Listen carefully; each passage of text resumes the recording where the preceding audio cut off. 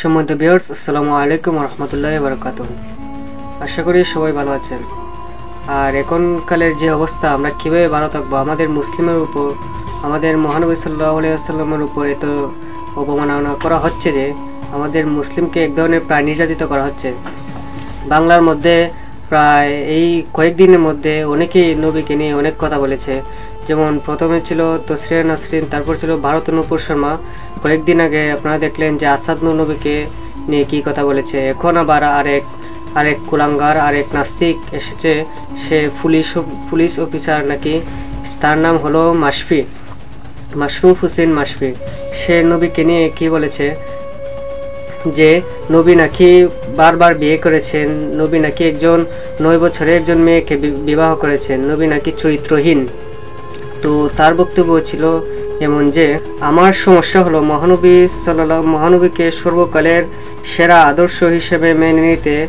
আর তার অনেকগুলো কারণের একটা হলো 9 বছরের বালিকাকে নিয়ে বাসরঘরে ঢোকা, যা এ যুগে কোনো মহাপুরুষ করলেও তাকে প্রোডাফাইল বলে গালি দিতে আমি এক বিন্দু পেছপা হব না। তো দেখতে পেলেন যে সে নবীকে প্রোডাফাইল বলে গালি দিতে ও সে এক বিন্দু পেছপা হবে না, সে এই কথাটি বলেছে। ভাই, তোমার যদি আমাদের এই ধর্মকে তোমার পছন্দ না হয়, তাহলে তুমি থাকো তোমার ধর্ম নিয়ে, আমাদের তো এটাতে সমস্যা নাই। কারণ আল্লাহ তো কোরআনে বলেছে লাকুম দীনুকুম ওয়ালিয়া দিন, তোমার ধর্ম তোমার, আমার ধর্ম আমার।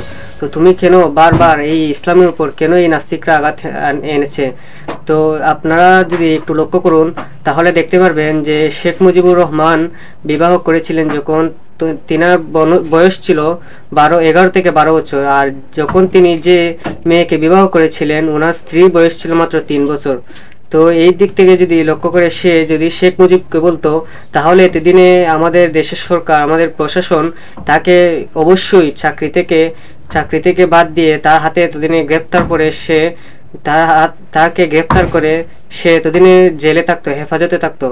আর আমাদের মহানবী সাল্লাল্লাহু আলাইহি সাল্লামকে নিয়ে সে এ ধরনের মন্তব্য করেছে, আর আমাদের প্রশাসনের কোনো খোঁজখবর নেই। আর এ নিয়ে আমাদের কোনো মানুষ কোনো কথা বলতে প্রায় তেমন দেখছি না।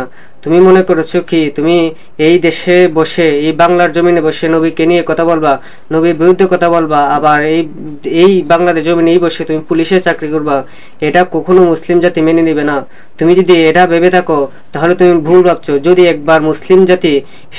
যদি মুসলিম জাতি একবার মাথা উঁচু করে দাঁড়ায়, তাহলে সেই তসরিয়া নাসরিনের মতো তোমাকেও দেশ ছেড়ে পালাতে হবে ইনশাআল্লাহ।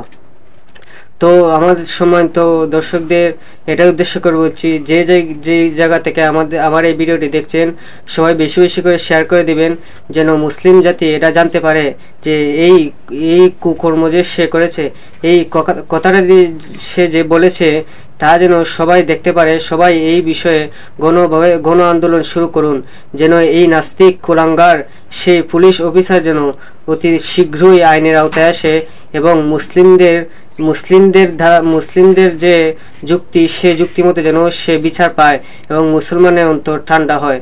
আর এই সবাই এর বিরুদ্ধে গণ আন্দোলন শুরু করুন। এই নাস্তিকরা যেন আর কখনো আমাদের মহানবী সাল্লাল্লাহু আলাইহি ওয়াসাল্লামকে কোনো কথা না বলতে পারে, যেন কোনো দেশের কোনো নাস্তিক যেন এইভাবে কোনোভাবে নবী সাল্লাল্লাহু আলাইহি ওয়াসাল্লামের বিষয়ে কোনো কথা না বলতে পারে। তো এই ছিল আজকের ভিডিও। তো সবাই ভালো থাকবেন। আসসালামু আলাইকুম ওয়া রাহমাতুল্লাহি ওয়া বারাকাতুহু।